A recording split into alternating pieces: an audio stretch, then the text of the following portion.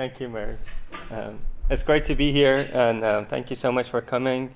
So yeah, as Mary was saying, this project was kind of like a smaller version of it, was part of the previous Istanbul Design Biennial. And myself and Thomas Keenan, who is the director of the Human Rights Project at Bard College, we worked on this exhibit together. The whole, as Mary mentioned, I'm a curator in Los Angeles in this space called Red Cat, and just for practical reasons, I'm just going to give you like a little backstory why we decided to do this, and I think I would just say it with a little anecdote. The reason I was really kind of somewhat surprised, somewhat disappointed by the fact that there's very little conversation in the U.S. going about this issue, even though that it goes without saying that the United States is one of the major reasons that we have this migration. But to my surprise, when we applied for a grant to have this exhibition, then the granting committee came and said, well, we showed them, and they said, okay, interesting, but this is a European problem. Why does it have to do with us? Which, you know, it just made it very much more the reason that I think we have to do this. The exhibit, it is obvious from the map, was a way to think through the use of maps and map making in the current, well, what they call, or for lack of a better word, the refugee crisis. And the reason that we decided to focus on maps and map making was the fact that it was a way to think about the movement itself as a way to make the claim. So the idea was that the claim being this claim to rights or claim to human rights is not what only happens at the asylum hearing or the border police or and these kind of more, let's say, bureaucratic or state encounters, but the movement itself is a way to make the claim, and therefore the map is. And map making is both, let's say, a document, an itinerary, an aspiration. Is part of this whole claim-making procedure or process. So that was one of the main reasons that we focused on this. But also the other reason is that we encountered a huge number of maps that were annotated and circulated on various platforms, mainly social media, but other kind as well. And the fact that these annotated maps became a kind of significant part of kind of the process of migration. So I will, as I was just saying, I would try to do an exhibition lecture. It's Anna from VHV kind of came up with this idea. So what I'm going to do is basically take you guys through the exhibit more or less and kind of show you the three main sections of it and kind of like little clips of various, a few videos, but also a lot of maps. And then feel free to interrupt, and I hope that we can have a conversation because obviously it's important also to say that even though, Los Angeles is definitely not as close to, let's say, Syria or Afghanistan or Iran or Pakistan, where a lot of movements obviously coming through Turkey or surrounding countries. So considering that, obviously, a lot of you guys might know a lot more or have any kind of critique or comments on what you will see, so we can have a more conversation about it. But to start with, I will just go through three main parts of the show and kind of talk about each section a little bit, and then we can kind of break. And as I mentioned, just feel free to interrupt. To begin with, I would just since this image is here, I'll just tell you guys a little bit what it is. It's a piece by Thomas Dvorak, who is a Magnum photographer, and he, in fact, decided to make a book. It's called Europa, and it's a guide for refugees in 4 languages. It's in Farsi, Arabic, French, and English. And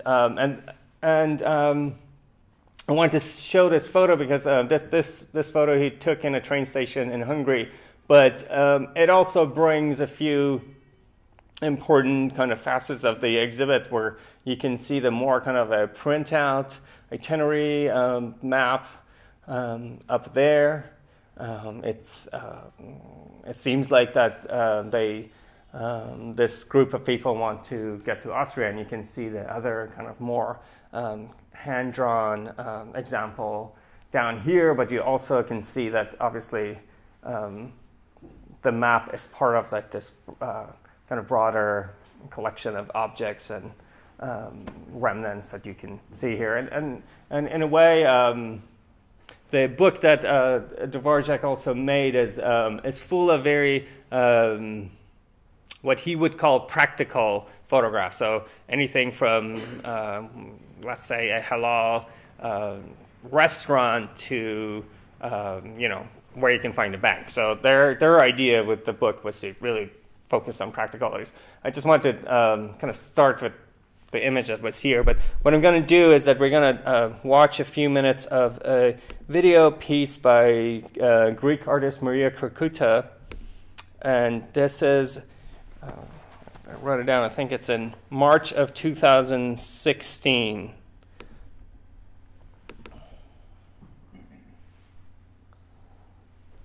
Just can watch a few minutes of this. This is a Greek and Macedonia border.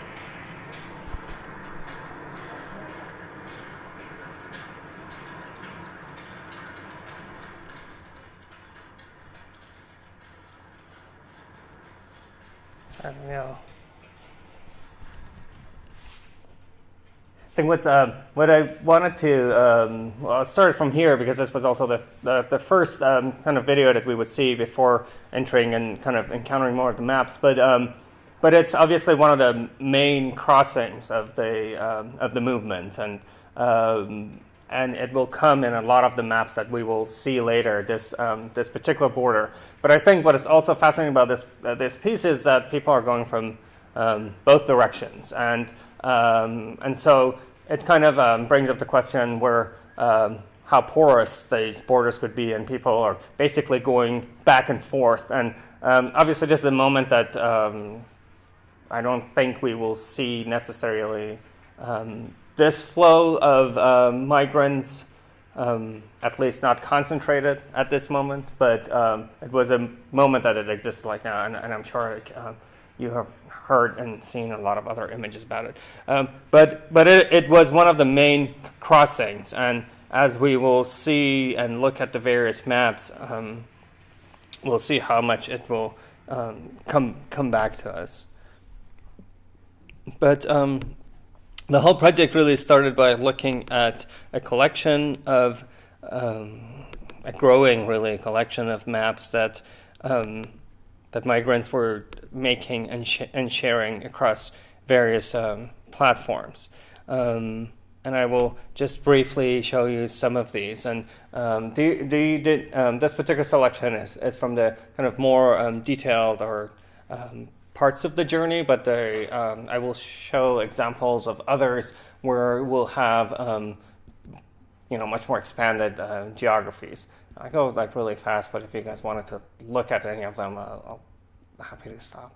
But it's just gives you an idea of how many of these were produced and shared. And obviously, it's important to note that as the regulations were really fluid, if we can even call them regulations, and that means that most of these artifacts, if we could, like digital annotated maps or these artifacts, are now obsolete because depending on the moment, people will change their routes. It's important to see that in the same platforms that these maps were shared, and I will show you some of the more. I don't need to, but you can see that how it goes from this kind of very macro idea of like here is where we start and here is where we're going to finish, to more kind of detailed sections of how you're going to go around a certain mountain range. But it's important to know that in the same platforms that these maps were shared, and so also these kind of a lot of them. These kind of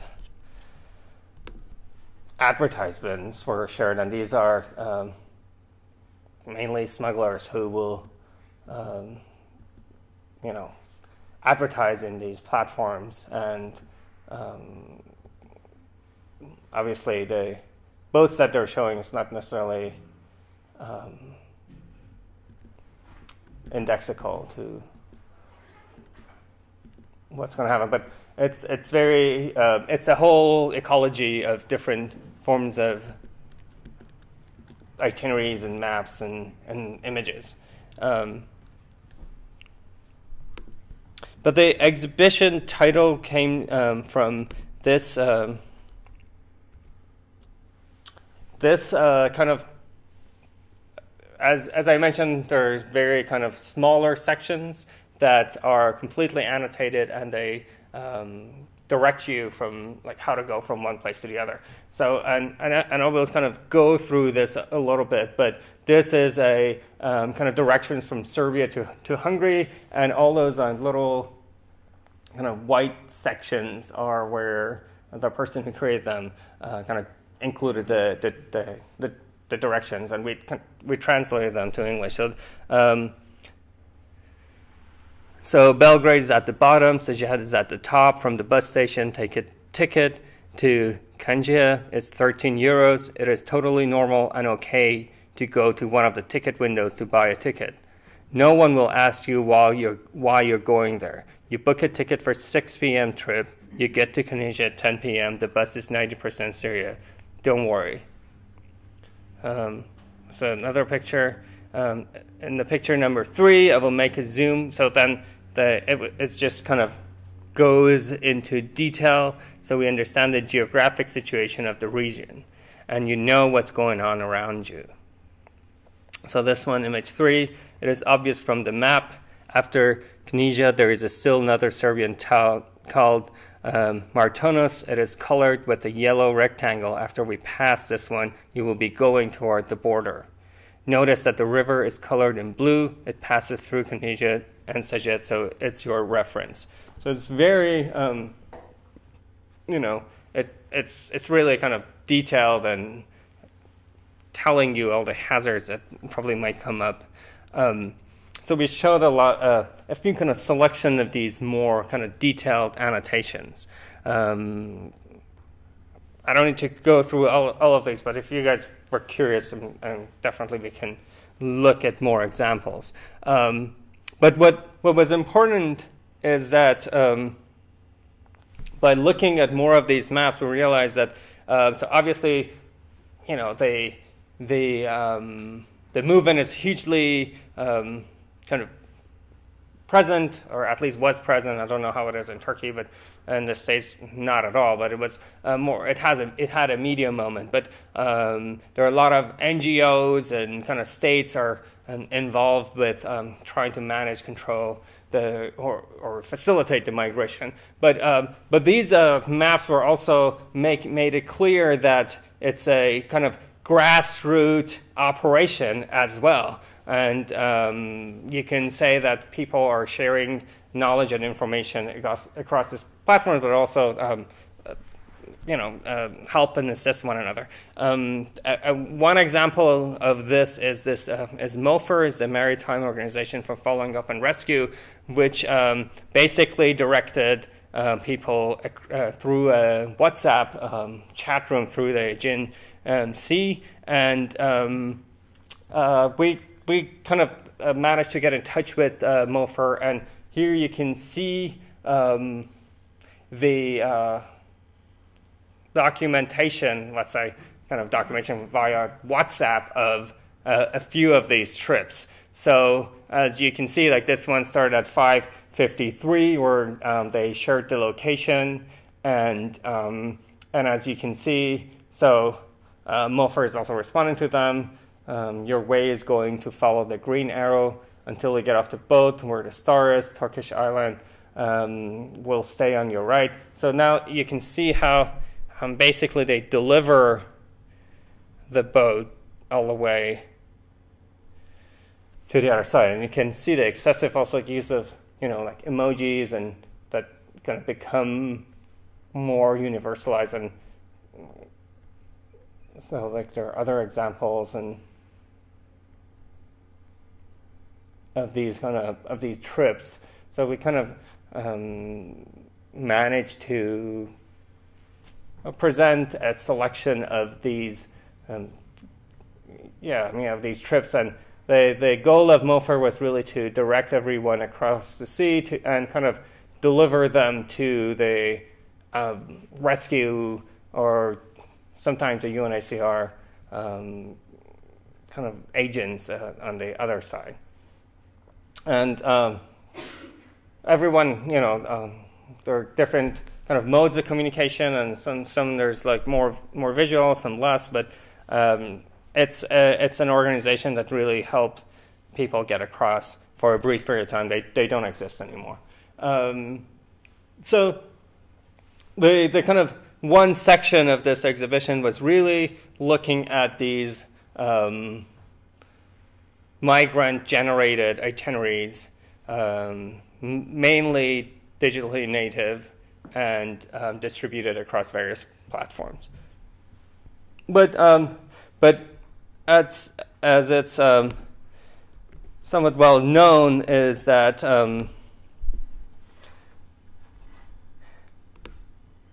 one of the challenges of the kind of migration control now became it's no longer only about the protection of the border itself, and it's really now about following migrants into the what they call the source territory. So it's the route now that is the border, and the border no longer necessarily starts at, I mean, in the case of Europe, it doesn't start in the edges of Europe, but it starts in Africa, sometimes less in the Middle East, because most of these governments are not participating, but I think like Turkey has different relations, but it gave rise to this phenomena of the externalization of the border. It's apparently it first occurred in the 80s between United States and Haiti, but now it's a more common practice in Europe. And what it means is that, and I'm going to show you a small 2-minute video that kind of explains a little bit more this process of externalization of the border. But basically, as I mentioned, it says that through collaboration between various source countries and destinations countries, and I'll open that up a little bit. I think it's and through this various collaboration, it's the route that is becoming more and more protected. So instead of just focusing on the border, you expand the border through other countries. Migration control increasingly takes place beyond the borders of destination countries. Migrants' journeys are traced using advanced technology and paramilitary deployment that target migrants' supposed places of origin and transit. Over the last 5 years of refugee crisis, the European Union has increased its bilateral agreements with non-EU countries for the containment of migration flows, strengthening collaboration with third countries on border patrolling, surveillance, and interception. Frontex, the European agency in charge of external borders, is reinforcing near real-time data sharing on border movements through national coordination centers in EU member states and partner countries. For this sharing of communication, Frontex, European National Border Guards, and independent research organizations such as the ICMPD are providing technical cooperation and training support to countries at and beyond the external frontiers of Europe.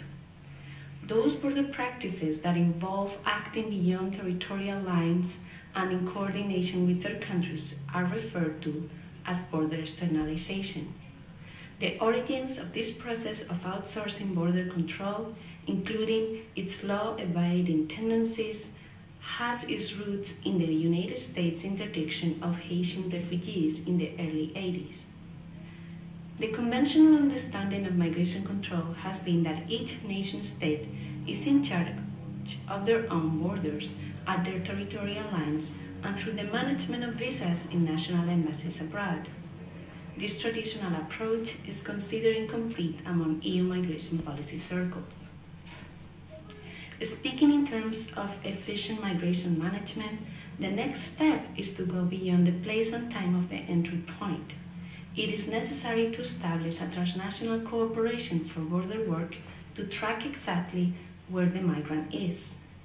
This system of remote control aims at tracing and managing the entirety of the migration journey. This is how the route has become a migration management concept and strategy. Illegality is constructed in ways that target border crossing before any border is crossed, making someone illegal at the very moment and place where she or he decides to migrate. Right, which is a very important point where they finish. This video, I just explained a little bit where it comes from. The video itself was an orphan footage online. It was silent, and Tom Keene and myself worked with a duo of geographers and sociologists, Maribel Casas-Cortez and Sebastian Covarrubias, who narrated it. And then some of the maps that I will show now is also we produce in collaboration with them, which particularly focus on this topic of externalization of the border. But this notion is very important, where it's the illegality starts from the get-go. So obviously it also makes it more clear that the movement itself is a kind of making a claim. I mean, it's not only this notion of like this speech act theory in essence, but it's actually you can validate it because the movement is happening. If the claim wasn't made, the movement was not happening, and that is why it's the illegality starts from the moment that you start to move. It's Maribel and Sebastian also, and I will talk about IMAP a little bit first. Maribel and Sebastian also show how the externalization of the border is reinforcing the previous colonial relations, and we can see that through this.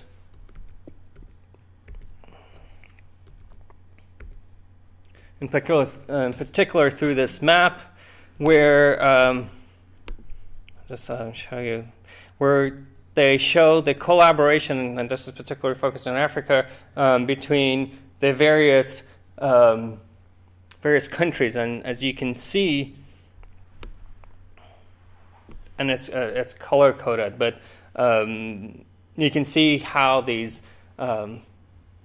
collaborations are taking place across Europe and Africa, and this follows this notion of this different, I would say, you can call it kind of geographic imagination, which is based on this notion of the concentric circles. If you divide the world between, like in 4 circles, the kind of outer circle will be this so-called source countries. And they identified as source countries as Middle East, China, and Black Africa, according to a leaked document from Austria in the late 90s.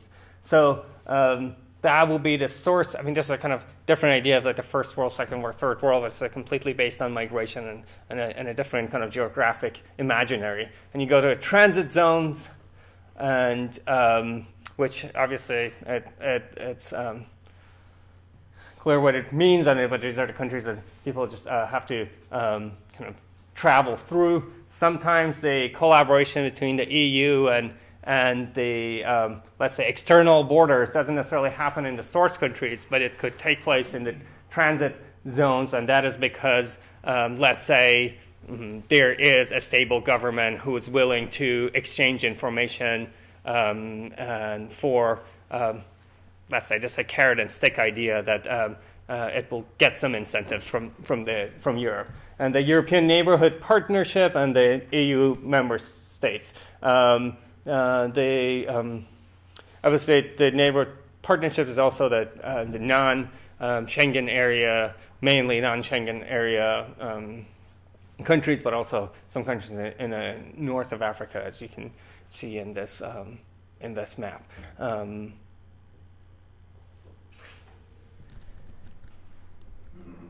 So in one of the various tools that is used by Frontex, which is a kind of external border security of Europe, is the creation of IMAP, which is an interactive kind of tool to monitor the kind of movement of the refugees, which is a particular kind of construction. As you can see now, this IMAP is actually showing the routes.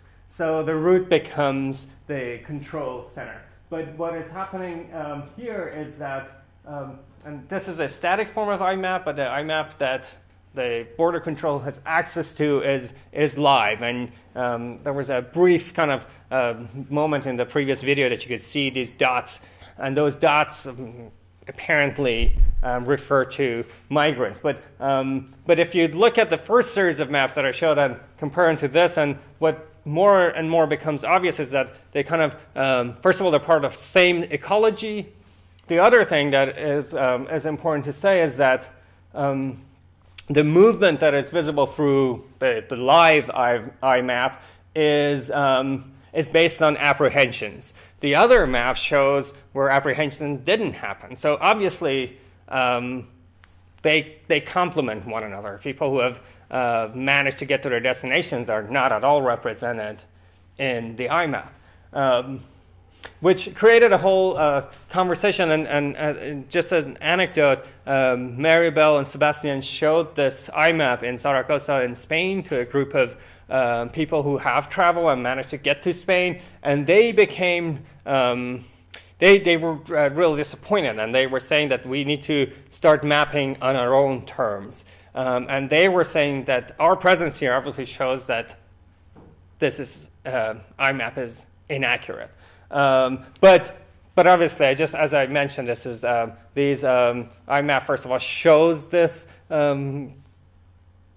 externalization, and the other thing is that obviously through this information exchange, it will track people on their way, which kind of results in kind of this is a more, let's say, you know, it's a more of a suggestion of how this is taking place. And there's some information. You can see origin of Khartoum process, and Khartoum process was kind of an agreement. Here you can kind of read a little bit more about it. And these kind of collaborations really usually take place through certain incentives given by the EU to the source or transit countries.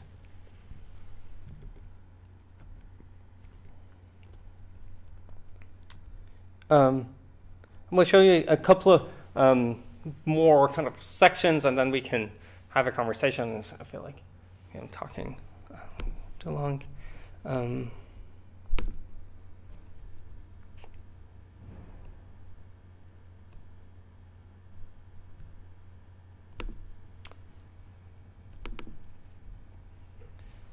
So here we can see some examples of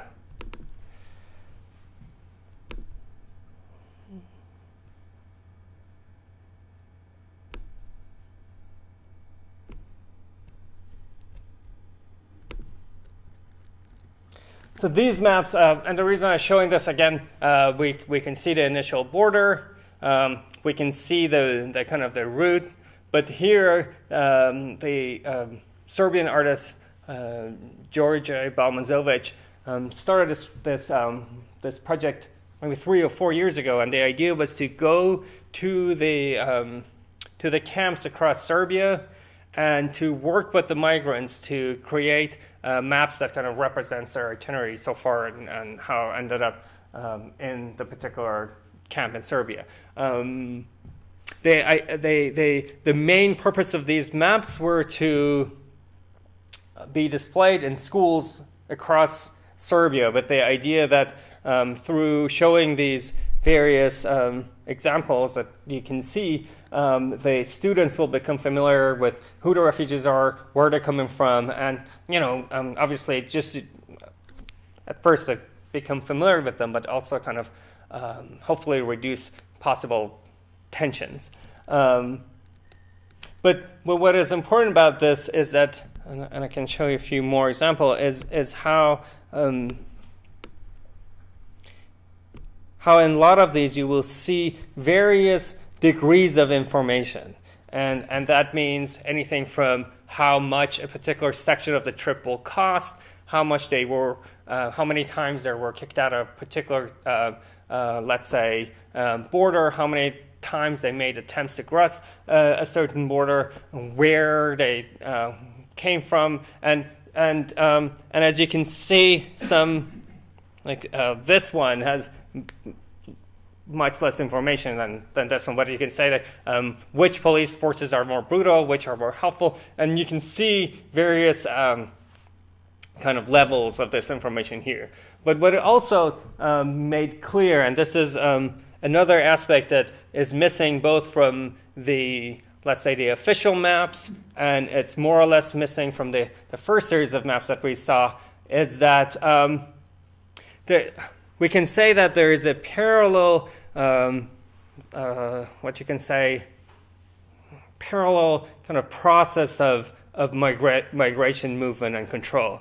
And that is the whole network that is in and of itself a form of governing that is completely, obviously, illegal. And it's a collaboration between, mainly they call them smugglers, but what is happening here is that you have completely different sets of borders, you have completely different sets of detention centers, and completely different sets of paperwork that is being done.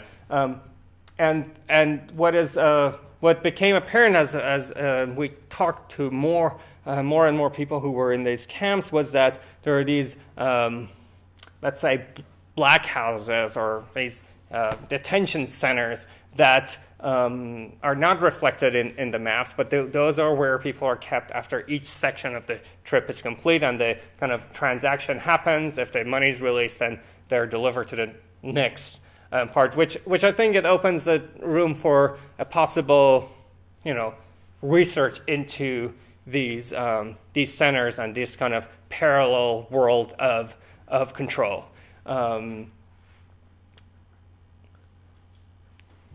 That we can see in George's kind of maps. But just to kind of try to wrap up, but as I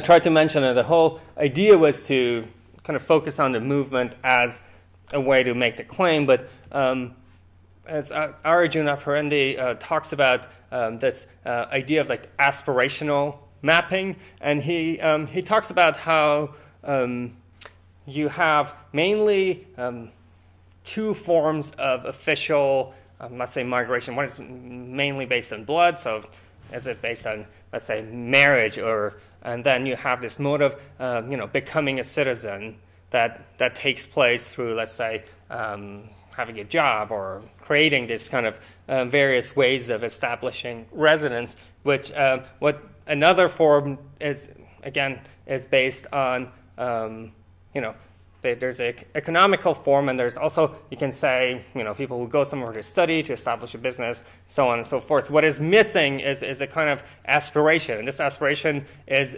like I said, for a better life. And that is, what's interesting is that is one of the foundations of the modern nation state. I mean, you can think about, liberty, equality, fraternity, or life and pursuit of happiness in the American Constitution. But that is obviously the foundation of the modern nation state, which is for the most part not recognized when it comes to this basic movement that we are witnessing now. And in a way, I remember one of the migrants in one of the camps said that when George asked them if there were what kind of papers they had when they were traveling, and he said, obviously we don't have any papers. We're traveling illegally, which obviously goes without saying. But what it does say, and George asked, well, why then you're traveling? And he simply said, because we're looking for equality. And I think that really sums up a lot of this movement. But, I'm going to stop here, but there are other kind of various sections that we can talk about or we can see. But I think if you guys have any kind of comments and thoughts, and I'm here, and yeah, thank you.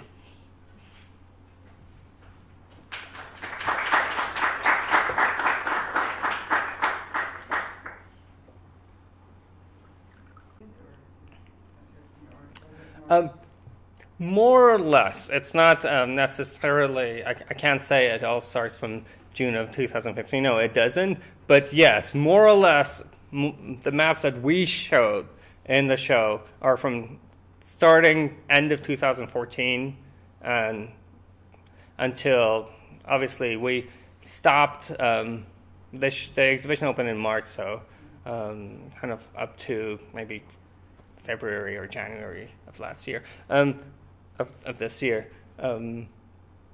There was another section that looked at it was a project by a Turkish and German duo called BBAC, and they've been kind of looking at the old Gastarbeiter route, and they showed how, in fact, a lot of the kind of the route that some people are taking is very similar, but it's just such a different kind of moment, and that is a recent history, but with a obviously different form of legalization. So that is maybe like an older example, but in general, they're all recent. The other part of the show that I didn't talk about is showing a work by Charles Heller and Lorenzo Pezzani from the group Forensic Oceanography, and they really just focused on the Mediterranean, and that's a different kind of moment, but that also is mainly in 2014, and 15. Oh, if there are no more questions, can wrap up. Thank you. Thank you. Thank you everyone for being here. Thanks.